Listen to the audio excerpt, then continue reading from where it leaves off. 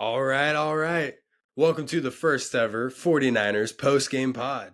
I am your host today, Benny the Jet Rets, and I'm happy to be coming to you with a 49ers victory. The 49ers got the win today, 32-19 over the Jets, and overall, I'm really pleased with that game. I'll get into some of the key details that I personally found that stood out the most, and then I'll give out some game balls similar to what Marcos did. But overall, this was a much needed win. Obviously, coming off of a Super Bowl loss last year, there were a lot of questions about this 49ers team. You know, there was holdouts throughout the offseason that were risking going into the actual season. There were issues with retaining players. Do we have the money to do so? What does the future look like? What does the window look like? Well, the biggest question of all, can the 49ers get a win in week one against a Jets team that looked to be pretty decent? Has been answered, and that's yes. They handily took care of business against the Jets. So the game started off slow for both sides. It looked like Aaron Rodgers hadn't been on a football field in over a year, right? And you kind of got that sense through the first drive with them. They went 3 and out, and the Niners got the ball. They went 3 and out as well. And that was it was like, well, it's frustrating, but we can recover. Jets get the ball back, and on the first play of their second drive, Fred Warner punches the ball out for a fumble on our 30. So at that point, I'm like, all right, our defense is here to play. Like, they just set up our offense. We should be able to take this all the way, right? Well, they didn't do anything with it. And we got a field goal out of it. So I guess you could say we got some points. But really, at that point, you wanted to get a touchdown. So you settle for 3. There's 11 minutes at this point left in the first quarter. You have a lead. This is where you wanted to be. Well, third drive for the Jets. The 49ers allow 3 7+ yard third down conversions and let them go all the way down the field for a touchdown. That makes it 7-3. At this point, I'm like, well, that didn't look pretty, because obviously our third down defense looked terrible. We didn't adjust well to any of what they were doing on that drive. So then the question at that point was, well, are we going to be able to make the adjustments for the next drive and get a stop? Because at this point, it's like our offense just doesn't look like it's there. And so you're hoping that the offense can get something going, but you're almost wanting the defense to get another takeaway so that they can kind of set you up again. On the third drive for the 49ers, they get their first down of the game. And from there, they started to kind of put things together. Unfortunately, there was a stupid play call going into the second quarter that Kyle, I don't really know why, but they decided to run something that just did not work. Debo tried to make the most out of it. It went backwards 8 yards. He got like 5 out of it, but it was ultimately a loss for 3. We had to settle for a field goal. So at this point, it's 7-6. From there, the game was pretty much in the Niners' hands. Like, if I told you it was 7-6 and the Niners really wouldn't look back, you'd be surprised, because it didn't seem like it was going to go that way.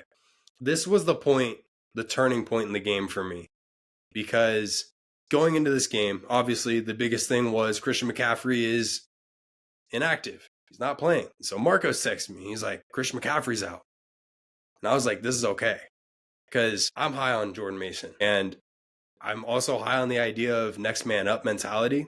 We've talked about it so many times on this podcast. Jordan Mason is the living, breathing definition of next man up. He has talked about all offseason how the next aspect to his game that he wants to build is the catch game. He wants to be able to receive like Christian McCaffrey does, because he knows what he can do on the ground. And he knows that once he gets that receiving game under his belt, he's going to start going toe-to-toe with Christian McCaffrey. Well, guys, we might have something there. Obviously, I think he only got 1 target in this game through the air, Jordan Mason, but on the ground, he was phenomenal. He finished the game with 28 carries, going for 147 yards and a touchdown. He averaged 5 yards a carry.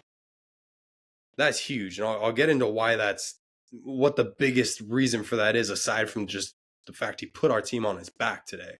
I'll get into the reasons why. But that was awesome to see. So that was the turning point in the game for me. Mason started just eating on this drive, on the next drive for them. And unfortunately, Colton McKivitz, he sells with a hold. It makes it like a 1st and 19, but then there was like 2 more penalties, and then all of a sudden Purdy just gets in his bag. He throws a dot to George Kittle for 26 yards. He throws a dot to Debo and then a dot to Jawan Jennings. And at that point, there's like 24 seconds left in the half. And we're cooking. I think it's at that point, like, it's 2nd down. And Purdy puts just a beautiful ball to the back corner of the end zone. I mean, drops it in a bucket. It is as elite of a throw as you will see in the NFL.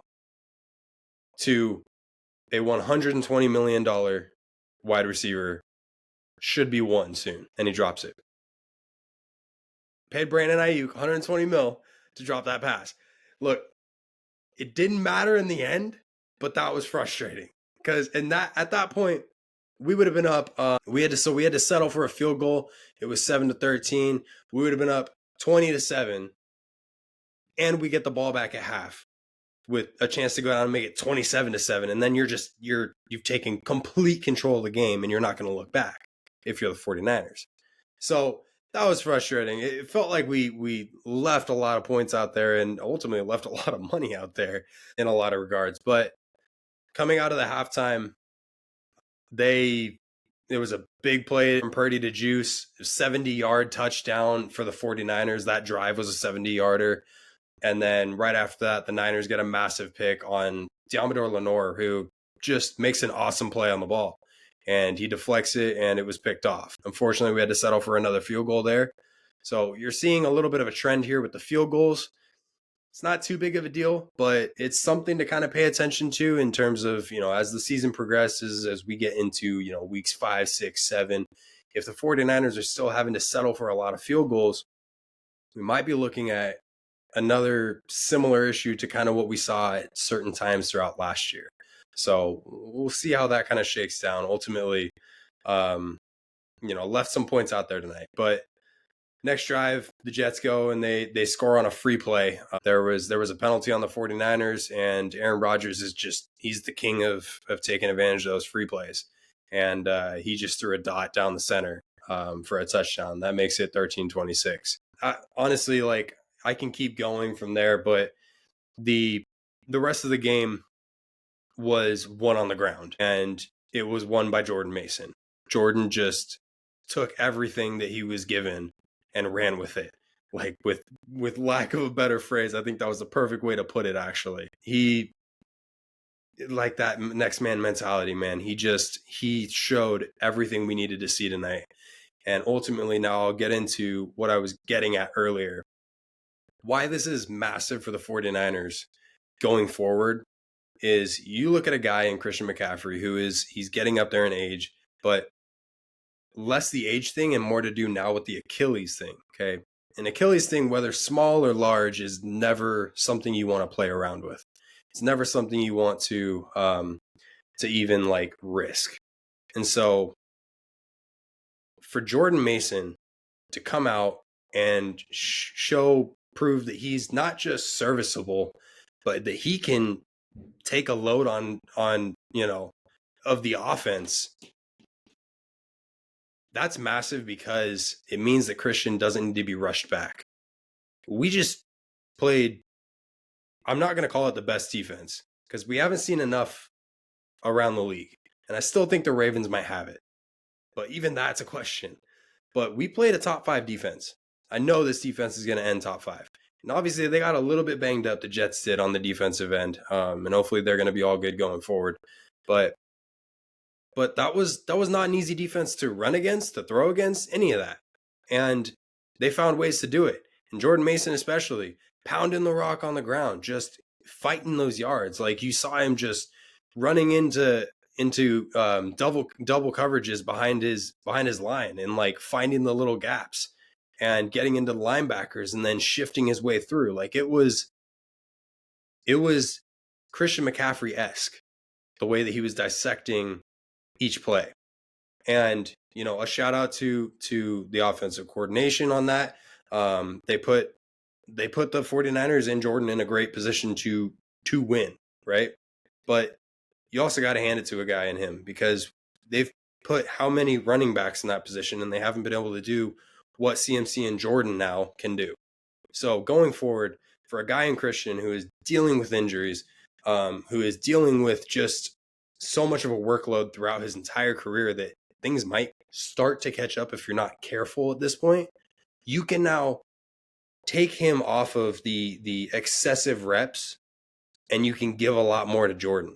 And then when it gets to those later stages or the big games, or you're looking at playoffs now, like I'm thinking about in week 1, I'm thinking about the playoffs and what it means to have a fully healthy CMC who has seen half the amount of reps that he's seen throughout his career.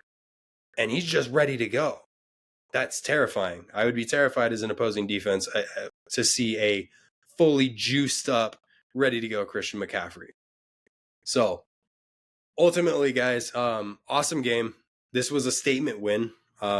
Coming off of a tough Super Bowl loss, obviously, coming off of a tough offseason where the vibes were ultimately down so much. But this is a big win against a team that has aspirations of being a contender.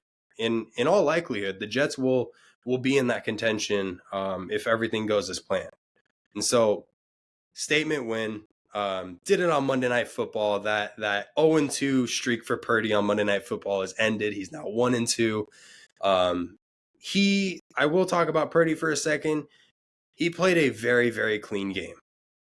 He didn't have any touchdowns, but he did finish the game with 231 yards.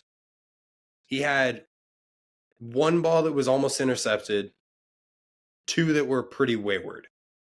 Aside from that, and he went 19 of 29. So on 29 throws to have 2 that were bad, I will take that. That's elite quarterback play. Purdy put the players that he needed to in a position to win this week. And that's what I've been saying. He's been doing so well and at an elite level for the last 2 years. Our best wide receiver tonight was not the guy who's getting paid the most money. Our best wide receiver was Juwan Jennings. And on that note, I'm going to start handing out game balls. The first one I'm going to hand over to Juwan Jennings. That's another next man up. Okay, Juwan can be a wide receiver 1 on at least half the teams in the NFL, probably more. I would say maybe 18 to 20 teams.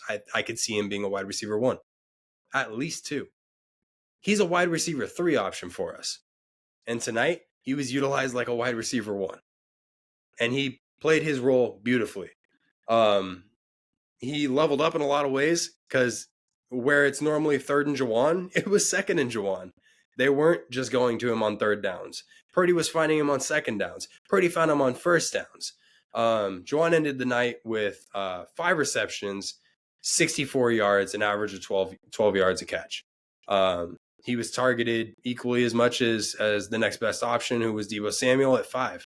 And Deebo ended with 54 yards. So Deebo had a good night. He did a lot of what Deebo normally does, and that's running into the chest of a defensive player. So next game ball, obviously, I got to go to my guy Jordan Mason. I said he was going to have at least 30 carries. He had something close to it. I think he had 28 carries, ended with 150 all-purpose yards. Massive game. I talked about why. Last game ball is going to go to Fred Warner, just flying all over the pitch today.